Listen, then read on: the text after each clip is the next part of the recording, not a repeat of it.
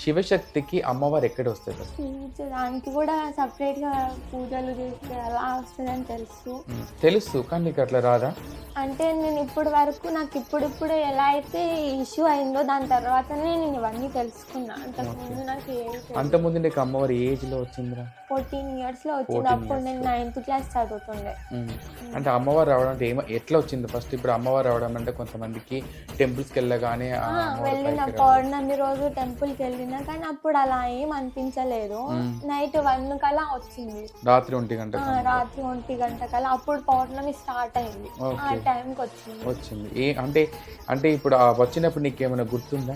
గుర్తు లేదు కానీ చాలా ఏడ్చినానంట. పసుపు పెట్టుకున్న ముఖానికి బొట్టు పెట్టుకుని అవైతే వాళ్ళు చెప్తే గుర్తుంది. నీకే అమ్మవారు వస్తారు? ఎల్లమ్మ తల్లి వస్తుంది. ఎలా చెప్పగలుగుతుంది నీకు ఎల్లమ్మ తల్లి వస్తుందని?